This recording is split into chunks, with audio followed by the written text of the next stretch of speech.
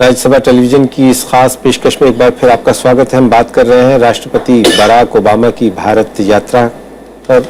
हमारे साथ यहाँ एक खास पैनल मौजूद है स्टूडियो में। हमारे साथ जेएनयू से प्रोफेसर चिंतामणि महापात्र हैं, हमारे साथ वरिष्ठ पत्रकार भरत भूषण हैं और पूर्व राजनयिक एम्बेसडर चिन्मय गरे खान साहब हमारे साथ मौजूद हैं। चिन्मय गरे खान साहब, मैं आपसे शुरुआत करना चाहूँगा कि ये जो जॉइंट स्टेटमेंट आया है इसमें एक स्ट्रेटेजिक पार्टनरशिप की भी बात कही गई है।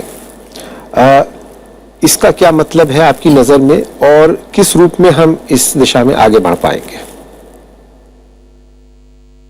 देखिए, वर्ड जो स्ट्रेटेजिक वर्ड है वो बड़ा स्ट्रेटेजिक है। स्ट्रेटेजिक का मतलब क्या है कि अगर हमारे बीच कोई प्रॉब्लम आ गया, डिफरेंस ऑफ ओपिनियन आ गया, हमने कहीं वोट डाला, अमेरिकन को पसंद नहीं आया या उन्होंने कुछ किया हमको पसंद नहीं आया, तो ऐसी छोटी मोटी घटनाएं होती रहती है दो देशों के बीच में, लेकिन उससे हमारे जो रिलेशंस उसके ऊपर असर नहीं पड़ना चाहिए और आगे ही बढ़ते जाएंगे। स्ट्रेटजी का मतलब ये टैक्टिकल रिट्रीट हो सकती है, लेकिन स्ट्रेटेजिकली हम आगे बढ़ते जाएंगे। ये मेंटेन करना मुश्किल है, मेरे ख्याल से अमेरिका को ज़्यादा मुश्किल है हमारे कंपैरिजन में, क्योंकि उनके पास कांग्रेस है,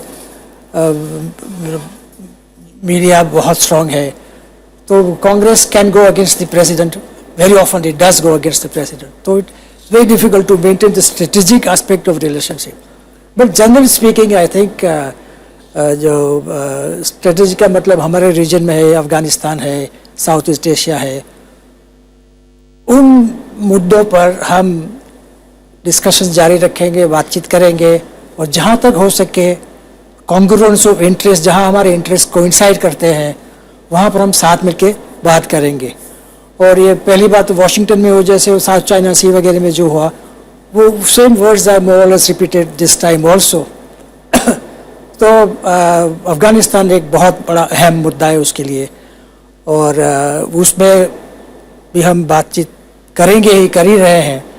लेकिन अफगानिस्तान पर मैं एक बात कहना चाहूँगा कि अभी तक पिछले 10 साल से अमेरिका ने हमको बांध के रखा है अफगानिस्तान में, क्योंकि अफगान जो गवर्नमेंट थी कारजाई साहब की, वो बहुत चाहती थी हमको, हमारी सरकार को बहुत दफ़े उन्होंने कहा कि हमें भारत से बहुत सारी मदद चाहिए, लेकिन अमेरिका ने कहा कि आप भारत को कि आप मत उसमें घुसिए मिलिटरीली, डिफेंस वाइज, क्योंकि उसमें पाकिस्तान बहुत नाराज हो जाएगा, वो Pakistan will create problems for them. So it was kind of a, Pakistan was exercising kind of a veto on our relations with Afghanistan through United States. Ji.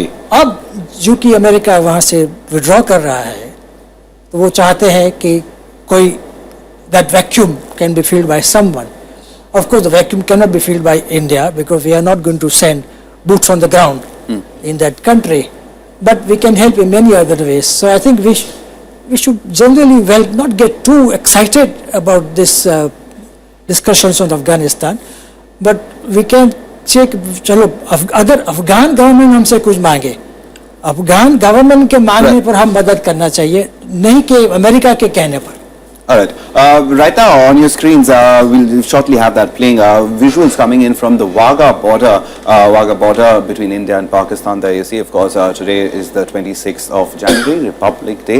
So, of course, the traditional scene at Wagah border every evening, but this time, of course, it's a Republic Day.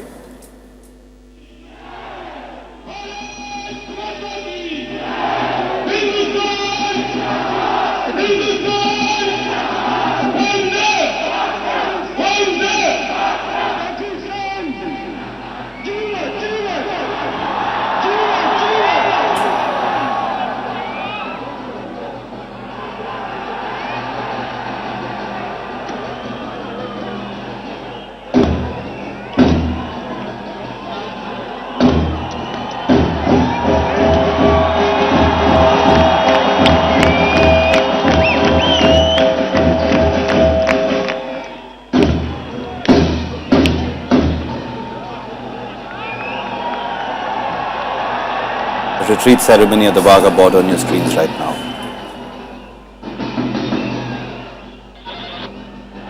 Yes, Bharat Push, go ahead. You know, a lot of people go and watch this, but to my mind, it's one of the most offensive ceremonies. I mean, it's very, very well choreographed and so on and so forth, but it just sort of deepens in public mind the animosity that exists. You know, where is the need to do this? They shut the gate in the evening quietly instead of, showing how macho you are. I mean, I think it's a terrible ceremony. We should do away with it. All right, but it brings me to the question about Pakistan, and that is what a lot of, on social media it was there that the word Pakistan was not mentioned in that 10-page statement. We mentioned the terror organizations that work out of Pakistan, but we did not mention Pakistan. And India's fixation vis-a-vis Pakistan, viewing Pakistan also from that American perspective, that perhaps America can control Pakistan. Is there a departure from that kind of a thing? There's been a departure for a long time. The hyphenated relationship is something that America no longer believes in. It's about India-US relations. It's not India-US relationship with Pakistan watching. Pakistan can watch, but it's not a factor, strictly speaking. And Pakistan will become less of a factor as America withdraws. It will become less of an issue between India and America, because America would not need Pakistan in the same manner as it needed it earlier. And Pakistan internationally is seen as a country that has a huge security vacuum in various parts of the country where all these terrorist groups thrive. And those terrorist groups have been named, and for them, against them, there will be a joint fight, joint intelligence sharing, and so on and so forth. But why do we bring in Pakistan into everything? Yes, Ambassador. I'm sorry, I have to differ with you and with him slightly. There is one mention of Pakistan in the joint statement. In connection with the cross-border, the terrorism, there is one mention of Pakistan. I respectfully differ with my friend, but I think after the American withdrawal, Pakistan will become even more relevant to Afghan situation. I'm talking about the situation in Afghanistan. Of course. So Pakistan has been, is, and will remain a key player in Afghanistan. India will never have that kind of clout or leverage on our own Afghan situation. All right, Professor Mahapatra, your take as far as Pakistan is concerned, and the entire idea of the word Pakistan and the fact that Pakistan always gets mentioned as far as Indian-American ties go. Pakistan always had that veto power, as Bharat sir was saying. I don't think Pakistan has a veto power. I didn't say Pakistan has a veto power. I said Pakistan exercised veto all these years. Sorry, my mistake. Then. But I believe the time has come where we can discuss about a different kind of Pakistan factor with our American friends. In my view, Pakistan is facing such problems that it is in a potential state of implosion.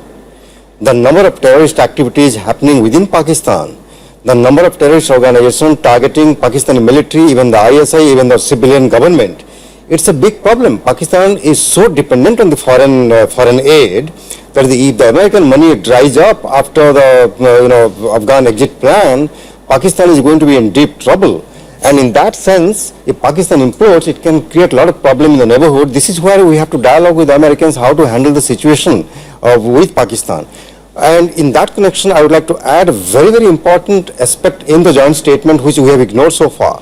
In that joint statement, it is written that the US and India are going to share information and intelligence information on Iraq and Syria, because ISIS is emerging as such a big threat that no matter how much of bombing you do, you're still resilient. And hundreds of Americans, Canadians, Europeans are fighting on behalf of ISIS. And we have quite a few people, 6 million people in that part of the world. And when some of them who are supporters of the ISIS return home, they would not be requiring any visa. That is why intelligence sharing on this particular aspect is important, and which finds a place in the joint statement, and that should not be ignored at all in my view. जी भरत भूषण साहब, मैं आपसे ये रणनीतिक साझेदारी की बात चूंकि हो रही है, इसका जिक्र आया है जॉइंट स्टेटमेंट में भी, किस तरह का आप इसका असर देखते हैं अब इस जॉइंट स्टेटमेंट के बाद कि जो हमारी रणनीतिक साझेदारी है अमेरिका के साथ में, उसमें क्या बदलाव आने वाला है? देखिए, एक बड़ा बदलाव इस बार ये आया है कि एक अलग स्टेटमेंट आई है जिसको कहा गया है joint strategic vision for Asia Pacific and Indian ocean, कि इस इलाके में हम किस तरीके से एक दूसरे से कोऑपरेट करेंगे. उसमें कई अच्छी बातें कही गई हैं, लेकिन मैं ये देखना चाहूंगा कि उसमें नेवल एक्सरसाइज भी शामिल होगी. देखिए, सबसे ज्यादा जॉइंट एक्सरसाइज हम अमेरिका के साथ ही करते हैं, लेकिन मैं ये कह रहा हूं कि साउथ चाइना सी में हमारे इंटरेस्ट है पर लिमिटेड है। हमारा इंटरेस्ट इंडियन ओशन में बहुत ज़्यादा है। तो मैं ये देखना चाहूँगा कि अगले दौर में अमेरिका किस तरह भारत का हाथ इंडियन ओशन में मजबूत करता है, किस तरह से भारत की तरफदारी करता है जब चाइना अपने स्ट्रेटेजिक इंटरेस्ट बांग्लादेश, श्रीलंका और मालदीव्स में बढ़ा रहा है। खाली उनका डिएगो गार्सिया में होना और दुनिया की सबसे बड़ी मैरीटाइम पावर होना हमारे लिए काफी नहीं है। अगर स्ट्रेटेजिक पार्टनरशिप है तो इसमें भी हम देखना चाहेंगे कैसे मदद करते हैं और क्या इसमें होता है। जी, इसके अलावा जो अभी चिन्मय गरे खान साहब अफगानिस्तान का जिक्र कर रहे थे वो भी हमारे लिए काफ़ी महत्वपूर्ण हो जाता है, क्योंकि शायद इस साल के आखिर तक नेटो सेनाएं और अमेरिकी सेनाएं अफगानिस्तान से वापस हों, तो वैसी सूरत में हमारी जो इंटरेस्ट है अफगानिस्तान में उन पे भी उसका असर पड़ेगा। बिल्कुल पड़ेगा और आपको फैक्टर करना पड़ेगा एक और सुपर पावर वहाँ पे चाइना। चाइना का जो इंटरेस्ट है अफगानिस्तान में, उनके पास 2 ऑयल कंसेशंस पहले से ही हैं, एक कॉपर माइन का कंसेशन है। बहुत बड़े तरीके से चीन भी अफगानिस्तान में आना चाहता है। हमें देखना पड़ेगा कि हमारे इंटरेस्ट को कैसे इफेक्ट करता है और हम चाइना के साथ क्या कोऑपरेटिवली काम कर सकते हैं अफगानिस्तान में जी। क्योंकि ऐसा तो है नहीं कि हमारा इंटरेस्ट उनसे बहुत अलग है, क्योंकि वो भी चाहते हैं कि वहाँ तालिबान न बढ़े, क्योंकि वही तालिबान शिंजियांग में जाके गड़बड़ करता है और ट्रेन करता है। चिंतामणि महापात्र साहब, आपकी क्या समझ है इस रणनीतिक साझेदारी के बारे में जो जॉइंट स्टेटमेंट आया है? ये बहुत एक पॉजिटिव, एक सकारात्मक जॉइंट स्टेटमेंट है। इसमें कई सारी चीजें हुए हैं जो कि कई सालों से कोऑपरेशन बढ़ रहा है, हम उसकी तरफ ध्यान नहीं दे रहे हैं। जैसे एनर्जी पे अमेरिका और भारत के बीच नॉन न्यूक्लियर एनर्जी पे इतना कोऑपरेशन बढ़ चुका है कि हम उसका अंदाजा नहीं लगा सकते। उसमें 2 जो इनिशिएटिव है उसको बोलते हैं PACER और PACED, that is partnership in advancing clear energy research and clear energy deployment. जी। तो उसके बारे में भी जॉइंट स्टेटमेंट में लिखा हुआ है, मगर ये कोऑपरेशन ऑलरेडी काफी आगे जा चुका है। जैसे एफिशिएंट बिल्डिंग, जितनी भी इलेक्ट्रिसिटी है उसको एफिशिएंटली कैसे यूज करें, और नए नए एरिया पे भी हमारा जो रिसर्च डेवलपमेंट चल रहा है। दूसरी बात यह है कि डिफेंस एंड सिक्योरिटी इश्यूज पे भी जिस तरह से उन्होंने ये मेंशन किया है, मुझे लगता नहीं कि कहीं भी एक ऑफेंसिव स्टेटमेंट है पाकिस्तान के खिलाफ हो या चाइना के खिलाफ हो, इसको अच्छी ढंग से इंटरप्रेट करके टेलीविजन के माध्यम में और आर्टिकल लिख के हम जैसे नेबरहुड को जैसे संदेश देना वो हमारा काम है। तो मुझे लगता है कि भारत और अमेरिका का जो अभी स्ट्रेटेजिक पार्टनरशिप बनने जा रहा है ये सकारात्मक है और ये एशिया के लिए भी अच्छा है, दोनों देशों के लिए भी अच्छा है। और तीसरी बात ये मैं कहना चाहूंगा कि जब तक लीडरशिप का अटेंशन एक रिलेशनशिप पे ना हो तब तक ब्यूरोक्रेटिक लेवल और लो लेवल पे जितना भी आप नेगोशिएशन करते जाइए उसका कोई समाधान नहीं निकलता। इसीलिए जिस तरह से प्रधानमंत्री और प्रेसिडेंट दोनों का जो केमिस्ट्री की बात आप करे जा रहे हैं, इसमें इसका महत्व यह है कि टॉप लेवल पे इंडिविजुअल का जो रोल होता है, जो ध्यान देते हैं कोई समस्या पे, उसमें समाधान करना आसान हो जाता है। लेकिन मुझे एक और चीज कही जा रही थी क्लाइमेट चेंज के बारे में, और ये कहा जा रहा था कि राष्ट्रपति बराक ओबामा के इस दौरे में भारत के साथ उस बारे में भी कोई सहमति बनेगी, और ये कहा जा रहा था कि जिस तरह से चीन के साथ अमेरिका ने समझौता किया है वैसा ही समझौता भारत के साथ होगा। वो शायद नहीं हो पाया है।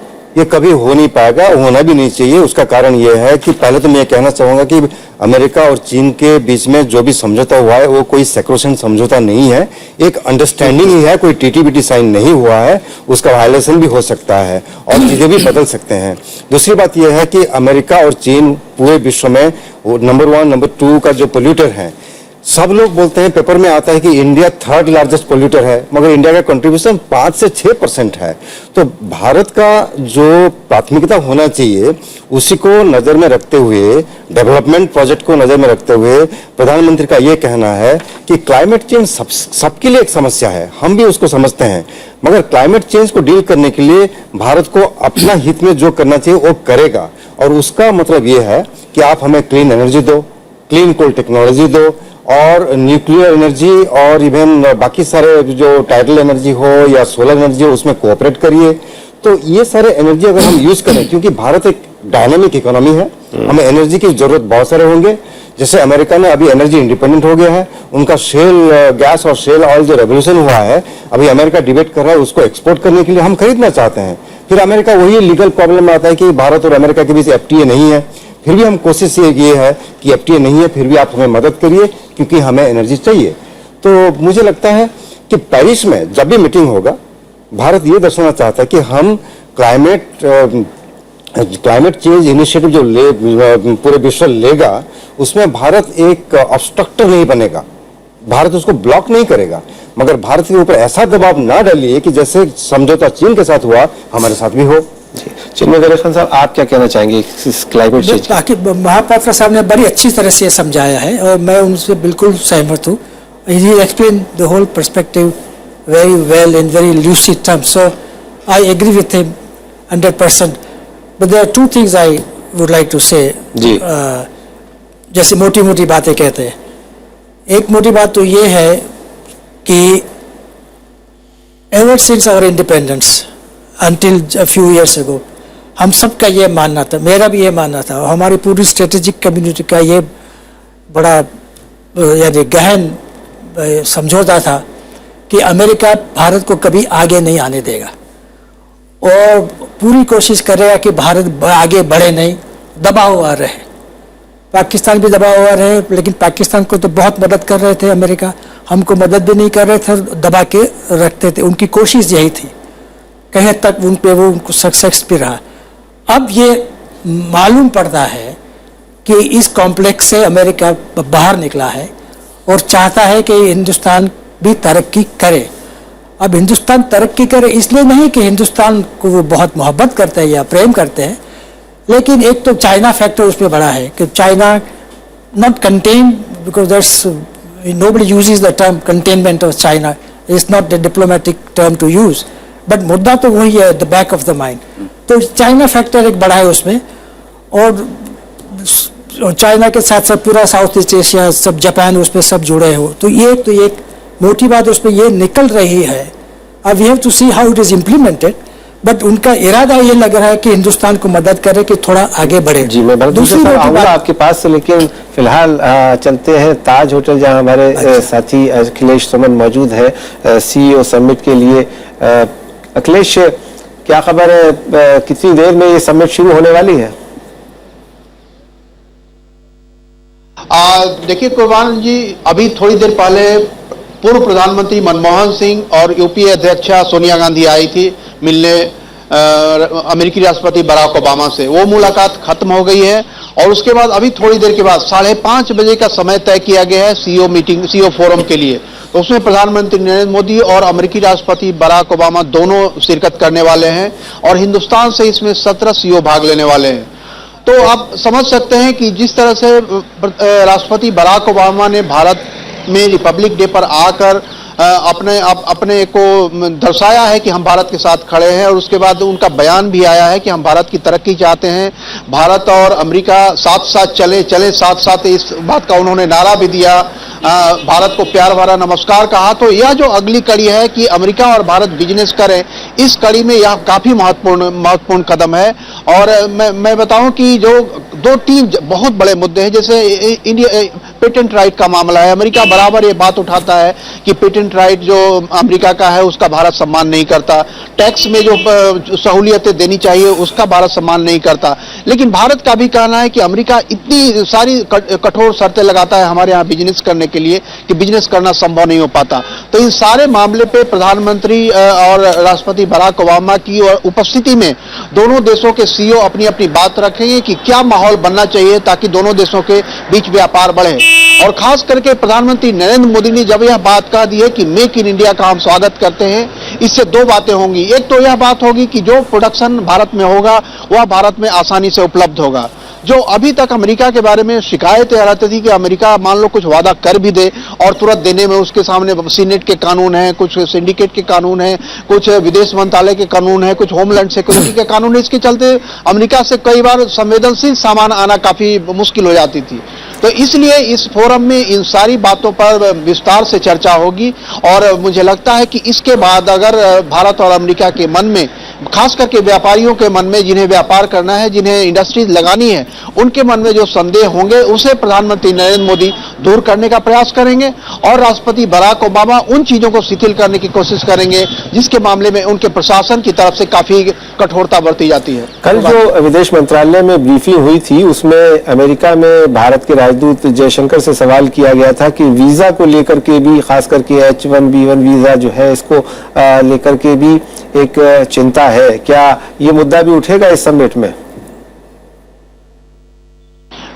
निश्चित तौर पे जो भारत की बहुत पुरानी बात है कि जो हमारा अगर free flow of capital, America का कहना है कि फ्री फ्लो ऑफ कैपिटल की अनुमति भारत को देनी चाहिए, तो भारत का भी कहना है कि हमारे यहाँ स्किल लेबर है, हमारे यहाँ प्रोफेशनल्स हैं, अच्छे पढ़े लिखे प्रोफेशनल्स हैं, उनके भी फ्री फ्लो की सुविधा मिलनी चाहिए।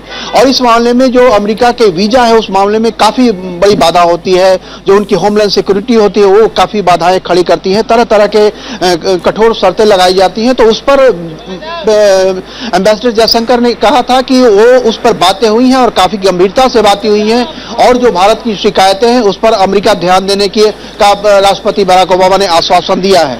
लेकिन देखना यह है कि जो भारत का तर्क है कि जिस तरीके से आप हमको चीन के पैरेलल समझने की कोशिश कर रहे हैं, लेकिन जो चीन को आपने सहूलियतें दी हैं शुरू के दिनों में, जो चीन में बिजनेस का इतना बड़ा एम्पायर खड़ा हुआ, इतनी इंडस्ट्री खड़ी हुई, उसमें चीन और जापान का बहुत बड़ा सहयोग रहा है।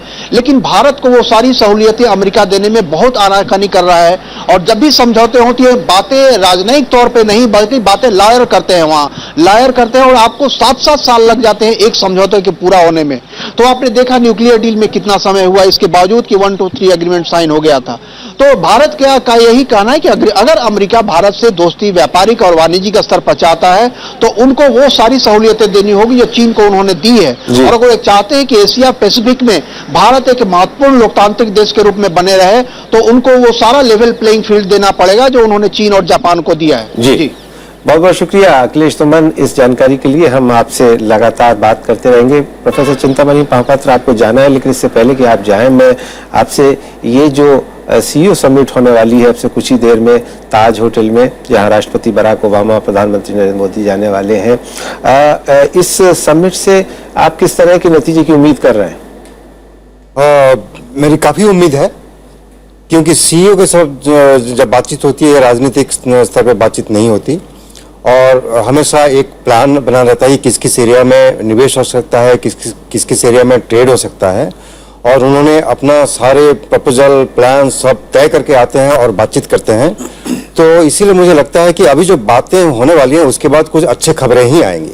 जी बहुत बहुत शुक्रिया चिंतामणि महापात्र हमारे साथ इस चर्चा में भाग लेने के लिए। जी भरत भूषण साहब, हम अखिलेश से बात करने से पहले बात कर रहे थे क्लाइमेट चेंज की और उस पर जो सहमति बनी है दोनों देशों के बीच में, बल्कि कोई बनती हुई नजर नहीं आ रही है। बहुत चर्चा थी बराक ओबामा साहब के आने से पहले कि जिस तरह से चीन के साथ उन्होंने समझौता किया शायद भारत के साथ भी करेंगे, लेकिन इसमें एक बड़ा कंट्राडिक्शन है कि जो दुनिया का सबसे बड़ा मैं कहूं प्रदूषण फैलाने वाला देश है वो अमेरिका है, जिसने आज तक क्योटो ट्रीटी पर साइन नहीं किया है। वो गरीब देशों का कोटा खरीद करके उसको अपने लिए इस्तेमाल करता है और भारत को कहता है कि वो अपना रिकॉर्ड ठीक करे और उसके साथ अपनी शर्तों पर समझौता करना चाहता है। देखिए, जो भारत की पोजीशन है वो इंटैक्ट रही है, कुछ चेंज नहीं हुई इस बार। केवल भारत ने यही कहा है कि क्लाइमेट चेंज नेगोशिएशन जो पेरिस में होंगी उसके लिए हम आपके साथ काम करेंगे। खैर ये तो होगी मोटी बात, लेकिन उसके अंदर अगर आप तह में जाएंगे तो डिबेट किस चीज के ऊपर है? इसके ऊपर है कि पर कैपिटा कंजम्पशन आपका कब तक बढ़ेगा, पर कैपिटा एमिशन कब तक बढ़ेगा। चीन ने कहा है कि उनका 2030 के बाद उनका एमिशन पीक कर जाएगा और उसके बाद वो कम होना शुरू हो जाएगा। भारत में इसके ऊपर डिबेट है कि हमारा कब पीक होना चाहिए। कुछ लोग कहते हैं कि 2035 में होना चाहिए, कुछ लोग कहते हैं कि 2050 तक पीक होता रहेगा। लेकिन हमको भी ये सोचना है, अमेरिका का प्रेशर हो ना हो, जैसे ही प्रधानमंत्री ने खुद कहा क्लाइमेट चेंज एक बहुत बड़ी समस्या है। उस समस्या से डील करने के लिए हमको ग्रीन टेक्नोलॉजी इस्तेमाल करनी चाहिए, उसमें दुनिया हमारी मदद करे तो हो सकता है कि हमारा जो ट्रांसफॉर्मेशन है, ग्रीन हाउस एमिशन है, वो उससे पहले कम हो जाए। लेकिन उस पर अभी कुछ समझौता नजर नहीं आता है। चिंतामणि महापात्रा जी चले गए हैं, उन्होंने कहा कि अमेरिका से हमें शेल ऑयल टेक्नोलॉजी चाहिए। शेल से ऑयल निकालने की टेक्नोलॉजी को कहते हैं फ्रैकिंग। फ्रैकिंग इतनी ज्यादा हो रही है अमेरिका में कि वो भी एक कारण है जिसके कारण दुनिया भर में ऑयल प्राइसेस कम हुए। अगर ऑयल प्राइसेस कम होते हैं वो क्लाइमेट चेंज के लिए अच्छी बात नहीं है, खराब बात है, क्योंकि लोगों का हाइड्रोकार्बन पे डिपेंडेंस ज्यादा बढ़ जाता है, ज्यादा लोग ज्यादा तेल का इस्तेमाल करेंगे। तो मैं शेल ऑयल टेक्नोलॉजी को, फ्रैकिंग को ग्रीन टेक्नोलॉजी नहीं मानता। हाँ, हमें वो टेक्नोलॉजी चाहिए, आप जरूर ले लीजिए उनसे, लेकिन उससे क्लाइमेट चेंज में कुछ फर्क नहीं पड़ेगा। जो फर्क पड़ेगा वो खराब फर्क ही पड़ेगा। Right. In fact, with Barack Obama, I mean, before the visit, it was said that he wanted climate change to be sort of his legacy. He can't serve another term as president of the United States. So, climate change for him was very important. Do you think that, I mean, India got a lot out of this particular visit, but did not give that much as far as climate change is concerned? I don't think even President Obama was expecting a deal like the US-China deal on carbon emissions. They only wanted some commitments. Now they've got a qualitative commitment that yes, we will work together, to reduce carbon emissions. For that, certain things are needed. When we say we'll work jointly towards reducing carbon emissions, it means we will get clean technology, clean coal technology, efficient solar photovoltaic technology, efficient wind energy technology from all over the world and specifically from America. So the help we need is give us that technology, give it to us cheap, so that we can fulfill our commitment of 110 gigawatts of solar electricity by 2022. All right, indeed, the smart way to go about it. But moving on to another subject, and because we'll be shortly going to the Taj Hotel to witness what is being said at the CEO's conference, we've spoken about Make in India. As far as defense is concerned, that is where ties are being looked at. There were 4 pilot projects that have been announced. So, Make in India happening over there on the defense side? Well, if all that is discussed and agreed upon happens, then certainly it will be a big jump ahead. So far it is agreed that there will be consultations on these 4 projects which have been mentioned in the joint statement. There is many a slip between the cup and the lip, as they say. So let us see what happens, but I think yes, it is a very important step forward. And I think Mr. Obama will go back very happy because he's managed to sell some of his stuff here. And as he has said in the previous visit, every $1 billion worth of defense project means 5,000 additional jobs in America. So this should be of mutual interest. One must keep emphasizing mutuality of interest. This is in India's interest also. If we really get the latest technology, because technology transfer is a very complex subject. And when they say America will transfer technology, it doesn't mean they will transfer the real vital technology. It's a very deep subject. But yes, if we get real transfer of technology, real co-development and co-production of these projects, as has been mentioned in this statement, I think it is a very good thing for us. It will certainly help in Make in India campaign. So I think I would certainly welcome that commitment. Yeah, Bharat sir? But I think, personally, I was expecting much more than these 4 minor projects. There is no big ticket item included in this co-development, co-production. And the very fact you're calling them Pathfinder or pilot projects suggests that there are a lot of issues, a lot of hurdles to be overcome. Because if you remember, Americans themselves were leaking to the media that there were 17 proposals under the Defense Technology and Trade Initiative. And some of them were pretty interesting ones, including shifting the assembly line of one ultralight 155 howitzer gun to India. 777. The M777. Now, that hasn't happened. All that has happened is, some very, very minor things. So I think what we need to do much more work in this area to see what India needs, what America is capable of transferring to India. Is it cutting edge technology, as Ambassador Garekan said, or is it something else? What are the US laws which might need to be changed to allow cutting edge technology to be co-developed and co-produced in India? So I think we are in for a long haul. It's just the beginning. So we shouldn't see this as a major achievement, but it's a step forward nonetheless. जी भरत साहब, हमने काफ़ी पहलुओं को छुआ है इस joint statement के, और जो मुख्य मुद्दे थे, एक चीज़ और कही जा रही थी कि डिफेंस प्रोडक्शन में भी हमारे कुछ अहम समझौते होंगे और शायद हम उस तरफ आगे बढ़ेंगे। उस फ्रंट पे कुछ आपको पेशरफ दिखाई देती है? यही मैं कह रहा था कि 4 प्रोजेक्ट आइडेंटिफाई हुए हैं, लेकिन वो बिल्कुल छोटे मोटे प्रोजेक्ट्स हैं जी।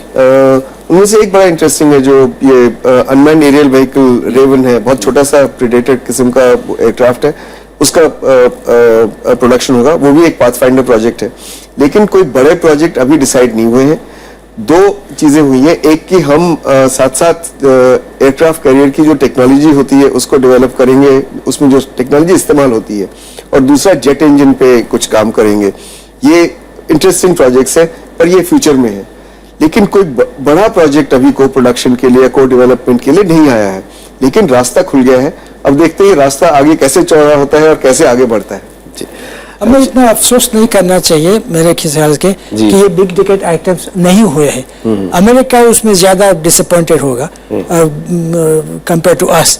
हम धीरे धीरे बढ़ेंगे इस बात में, और making sure along the way कि we get real technology and the terms conditions are acceptable to us. We should not rush into these things. So I think it is good that our working group or joint working group, whatever it is, going slowly but with caution in this matter. जी भरत साहब। I agree with you entirely. I don't think we should become solely dependent on America, or that to keep American interests and joint production with America in mind, we should finish off the European arms market or finish off our relationship with Soviet Union. Americans, as Ambassador Ghare Khan said, are moving very fast. Right. Now, in 2013, they surpassed Russia as the largest supplier of arms to India. So that has already happened. It's happened because of 1 or 2 big deals. But we should play the market. We should play the field. We should not get into a very close embrace with America on defense. कल ये बात सुजाता सिंह विदेश सचिव से भी पूछी गई थी कि साहब ये लेवल प्लेइंग फील्ड होना चाहिए, तो उन्होंने कहा कि ये बात मेरी समझ में नहीं आती। इसमें लेवल प्लेइंग फील्ड होना चाहिए। ये जो अभी आप कह रहे थे डिफेंस के बारे में। नहीं, पर हमारा तो को प्रोडक्शन है ना रशिया के साथ जी। और फ्रांस के साथ भी है, शायद कि नहीं है, पर मैं ये कह रहा हूँ कि हर एक देश के साथ जो आपको डिफेंस टेक्नोलॉजी चाहिए बेचना चाहता है, you should try and get the best deal for yourself, and if you have to play one against the other, so be it. It's a buyer's market. जी। चंद्रशेखर खान साहब, एक और चीज इसका उल्लेख किया गया है डिफेंस के साथ साथ होमलैंड सिक्योरिटी कॉर्पोरेशन। हम हमारे दर्शकों को आप जरा समझाएंगे कि ये होमलैंड सिक्योरिटी कॉर्पोरेशन क्या है? ये जो 9/11 जो हुआ अमेरिका में, उसके बाद उन्होंने होमलैंड सिक्योरिटी डिपार्टमेंट बनाया। उसमें मोटी बात तो यही थी कि various intelligence agency, I think 17 थी शायद वहाँ In the US, yes. in the US, dozens of intelligence agencies, they all now come under one umbrella, ji. Homeland Security. So better coordination, better analysis of the available information, because कई बार you have too much intelligence and you can't process fast enough. Ji. So ये I think this is something we can learn तो from. नहीं, इससे हमें किस तरह का फायदा हो? हमें यही फायदा कि only thing as far as I understand कि हम उनके जो मॉडल है होमलैंड सिक्योरिटी का वो स्टडी करेंगे। Already I think mister Rajnath had gone to home minister had gone there to study homeland. तो ये homeland security, how is it working? Is it working satisfactorily from there point of view also or not, that we first have to ascertain. Right. If it is working, delivering, in the fact that there has been no attempt there, in fact there have been attempts in America also, like the New York Times, the one that was Times Square apprehended. So वहाँ भी attempts तो हुए हैं, किस्मत ने बचा लिया है उन लोगों को।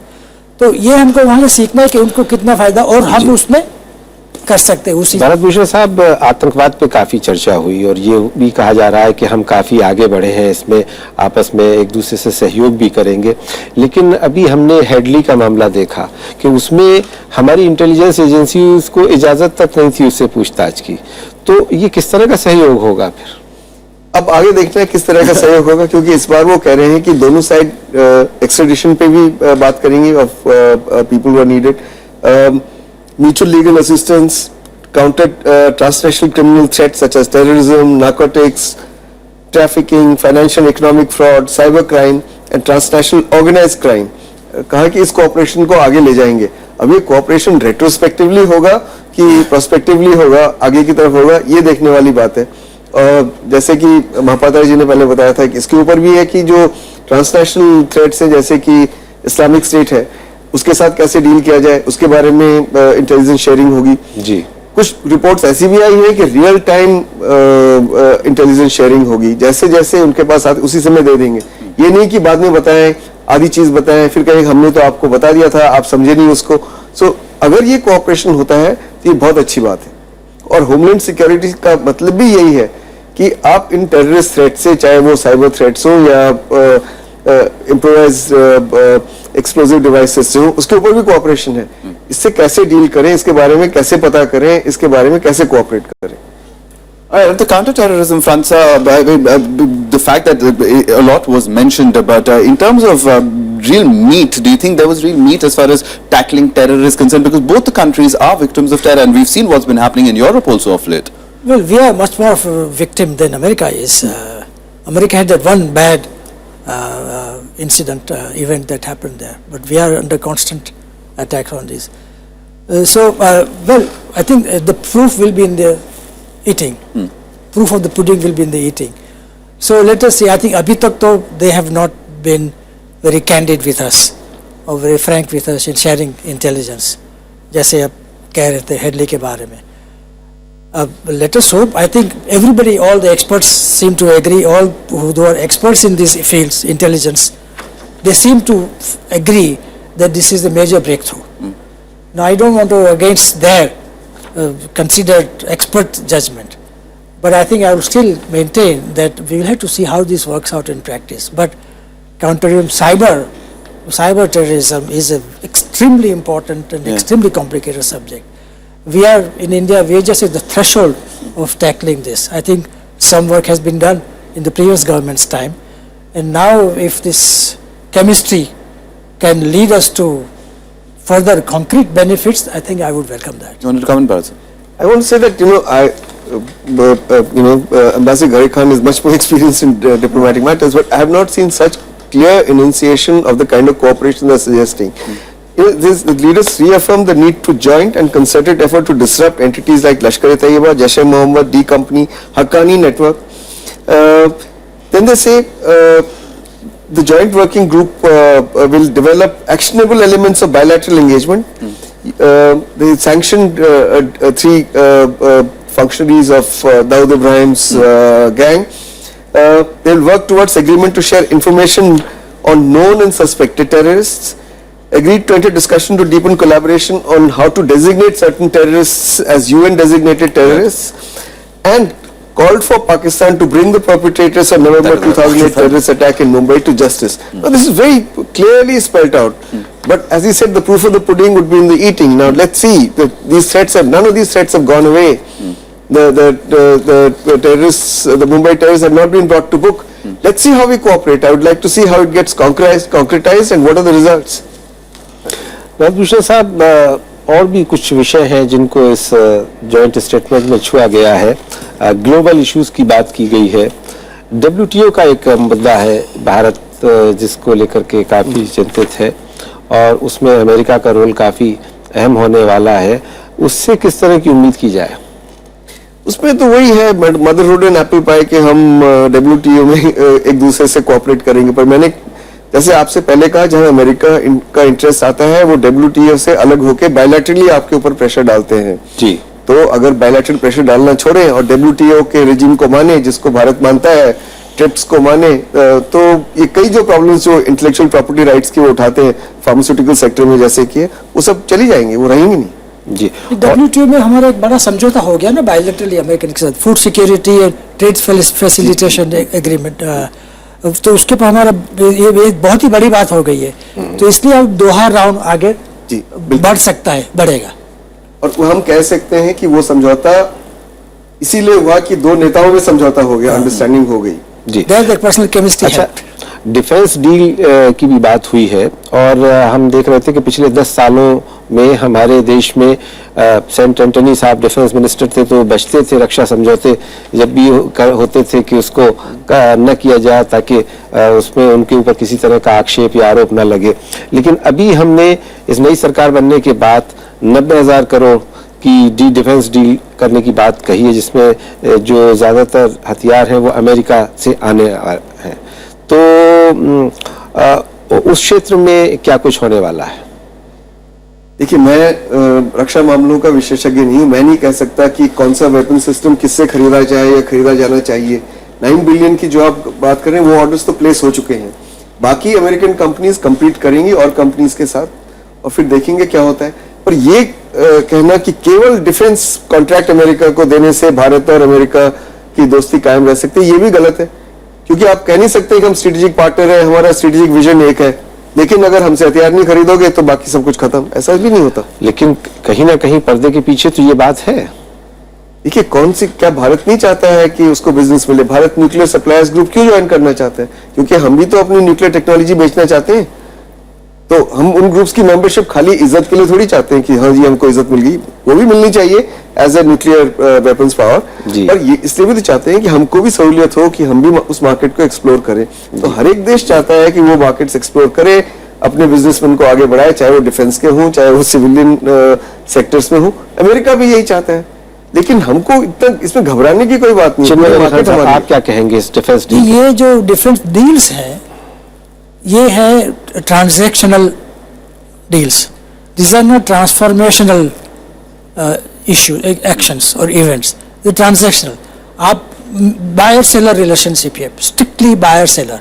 अगर अमेरिका हमको हथियार देता है, अगर हथियार अच्छा है और दाम अच्छे हैं और टेक्नोलॉजी भी साथ में देते हैं तो अच्छी बात है, हम खरीदेंगे उनसे। अगर Russia comparable technology, comparable efficiency के जो हथियार हमको देंगे और दाम उनके हमेशा अच्छे ही रहते हैं क्योंकि उनको बेचने की और भी ज़्यादा ज़रूरत है अमेरिका से, तो हम उनसे लेंगे। तो ये बायर सेलर रिलेशनशिप, जैसे मैंने पहले ही कहा था कि पैसों के बारे में we should be very clear in our heads and we should not feel shy कि भाई अमेरिका प्रेशर भी डाले कि भाई ठीक है, thank you for your offer, लेकिन वी विल कंसिडर इट। तो ये ट्रांसफॉर्मेशनल इवेंट्स नहीं है, ये ट्रांजैक्शनल इश्यूज हैं। All right, we are about to close the segment almost. So, I mean, we can talk about the lighter moments of this trip as well, because I mean, there have been. I mean, it was constant camera coverage almost at every event. We saw it. Rashtrapati is at home also. I mean, there was constant camera coverage, constant media glare, and in terms of just showcasing to the world that India is moving forward with America, that was a very important message that perhaps both leaders wanted to deliver, Bharat. Absolutely, and they both seem very aware that there was a wall-to-wall television coverage. They were playing up to the gallery. You see their gestures, you see the way they were dressed, they were leaning towards each other, body language, as some people call it. It was all meant for television and to show that they have an extremely warm relationship. And you saw in lighter moments, President Obama talking about how Modi doesn't get enough sleep because he's new to the job, or Modi saying that I have a very good relationship with, calling him Barack. All this is fluff to my mind. But this fluff also creates the context. The context then is that here are these two people who get along together and therefore they can get things done. So it sends good signals. While agreeing with Bharat Bhushan ji, there is one very important aspect of this personal chemistry business, and this is the following: improved relationship or perception of improved relationship between United States and India has a very positive impact on our relationship with many third countries, different other countries. जैसे पहले भी जब मनमोहन सिंह जी वहाँ गए थे और वापस आए और क्लिंटन पहले उसके पहले आए थे, तो पूरे दुनिया ने देखा कि अमेरिका हिंदुस्तान अब फ्रेंड दोस्त बन रहे हैं, एटलीस्ट अब तो ये समझे कि एक दोस्त बन गए हैं। तो इसका पॉजिटिव इम्पैक्ट दुनिया में बहुत अच्छा पड़ेगा। और आप देखिए कि चीन ने क्या कहा। चीन has tried to downplay the importance of this visit. Publicly चीन ने यह कहा कि ये ज़्यादा महत्व की ये विजिट नहीं है। उसका मतलब यह है कि बहुत ही सक्सेसफुल विजिट रही है, क्योंकि चीन घबराया हो थोड़ा। उन्होंने कहा भी कि this is attempt to contain, to confront China, Right. which it is not, of course. But when China says and tries to place down this visit, that means it has been a very successful visit, और उसका फायदा हमको दुनिया भर में मिल सकता है. जी, लेकिन चिन्मय गौरी खान साहब, एक और चीज भी हो रही है कि रूस जो हमारा बहुत पुराना दोस्त है, टेस्टेड दोस्त है, वो भी आजकल कुछ हमसे खफा है, और उसका भी शायद कारण एक ये है कि अमेरिका से हमारी जो नजदीकियां बढ़ रही हैं. तो इस बारे में क्या अप्रोच होनी चाहिए भारत की? रूस हमारे साथ कई सालों से नाराज है. खफा तो मैं नहीं कहूँगा, लेकिन नाराज थोड़े जरूर है, क्योंकि वो भी ये नहीं चाहते कि हम अमेरिका के इतने करीब चले जाए कि हम पुराने दोस्त को भूल जाए. तो उसके लिए हमको सतर्क रहना पड़ेगा. और मुझे लगता है कि इस विजिट के फौरन बाद हमें फॉरेन मिनिस्टर को रशिया भेजना चाहिए, समझाने के लिए क्या क्या हुआ है, और हमारे बायोलेटरल रिलेशन वैसे ही बने रहेंगे. सुषमा स्वराज जी चीन जा रही है, मैंने पढ़ा है, अगले हफ्ते. अब तो चीन को शायद मैं यही कहना चाहिए कि नहीं, ये विजिट इम्पोर्टेंट थी, कम इम्पोर्टेंट नहीं थी जैसे आप कह रहे हैं, लेकिन चीन को आश्वासन देने शायद जा रही है. और इसी तरह से मुझे लगता है कि रशिया, मॉस्को किसी को जाना चाहिए, किसी बड़ी व्यक्ति को जाना चाहिए, उनको भी ये समझाना चाहिए कि आप, this is not at the expense of our relationship, our friendship, our time-tested friendship with Russia. There is a formula, our bilateral relations are not at the expense of our relations with Bharat third Bhushan ji, countries. आपकी आखिरी टिप्पणी. No, nobody could have put it better than him. I think it's been beautifully explained by Ambassador Ghare Khan. Russia will remain and is a very close friend of India. That relationship will continue. You saw there was an attempt to embarrass India at that press conference where an American journalist asked a question about Ukraine, and Russia was criticized by President Barack Obama. But India clarified that this was a question by an American journalist meant for an American audience by the US President. It's got nothing to do with India. So India is very careful about nurturing its relationship with Russia, and I think this is an excellent suggestion that somebody should go and tell them, look, our relationship continues, and in the long run, it is in India's interest if there's a rapprochement between Russia and America. बहुत बहुत शुक्रिया भारत भूषण साहब और चिन्मय गौरी खान साहब इस चर्चा में भाग लेने के लिए, और राज्यसभा की इस खास पेशकश पे जो कि अमेरिकी राष्ट्रपति बराक ओबामा की भारत यात्रा को लेकर हो रही है. मेरे साथ और रसल के साथ फिलहाल इतना ही.